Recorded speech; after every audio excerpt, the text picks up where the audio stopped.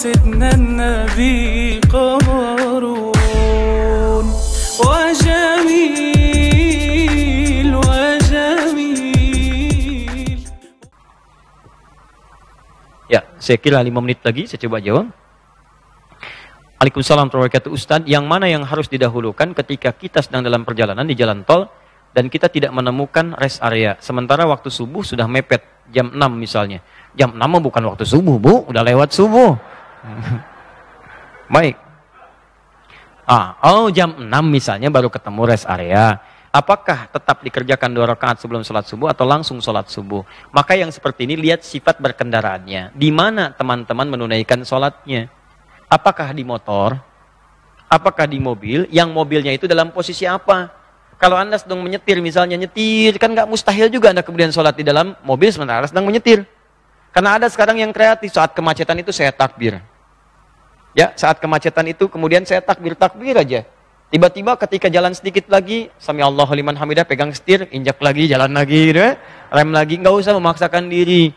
Nggak usah memaksakan diri. Kalau Anda memungkinkan tayamum, dalam posisi yang bisa menunaikan sholat di kendaraan, silahkan tunaikan sholat di kendaraan. Sekarang lebih banyak, bisa di kereta api, bisa di bis, bisa kemudian di pesawat, silahkan tunaikan. Bagaimana caranya? Pertama kali kalau berwudu tayamum. Dalilnya Quran surah kelima ayat ke-6, paling kiri sebelah atas.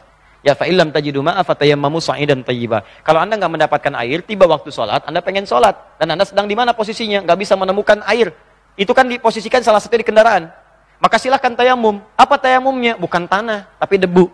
Debu itu pasti akan ditemukan dimanapun. Tapi yang menempel di tempat yang baik. Sa'idan thayyiba, menempel di tempat yang baik. Karena debu pun bisa menempel di mana saja.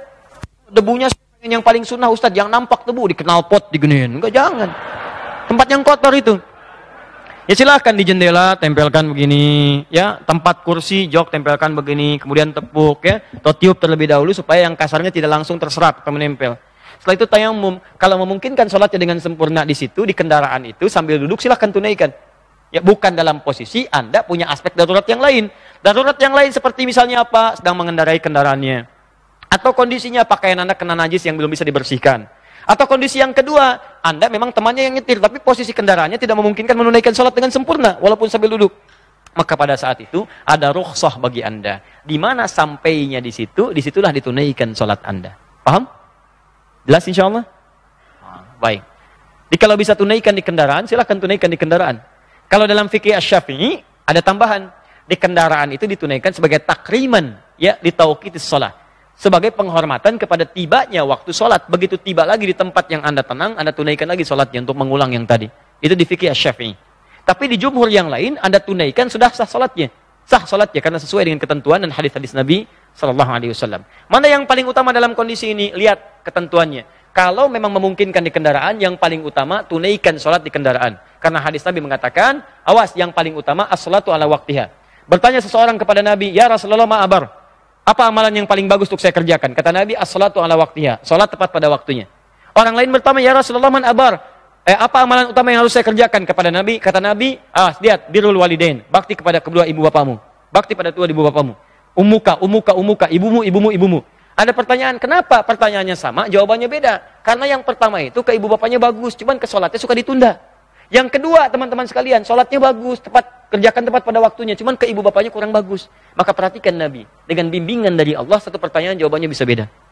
Ya, maka yang tadi itu jadi inspirasi untuk kita. Kalau Anda di kendaraannya bisa menunaikan dengan baik, maka itu yang paling utama. Kalau tidak menunaikan tidak dengan sempurna, tidak ada kesempatan, maka saat tiba di tempat Anda istirahat, tunaikanlah di situ dengan sempurna. Jelas ya? Baik. Ingat kaidahnya, ad-daruratu tubihul mahdharat. Hal yang darurat membolehkan yang dilarang. Bahkan yang halal itu bisa berubah jadi haram, yang haram bisa berubah jadi halal dalam kondisi yang sangat darurat. Ya, terutama yang haram itu langsung bisa naik status jadi yang halal untuk sementara, bukan seterusnya. Jelas?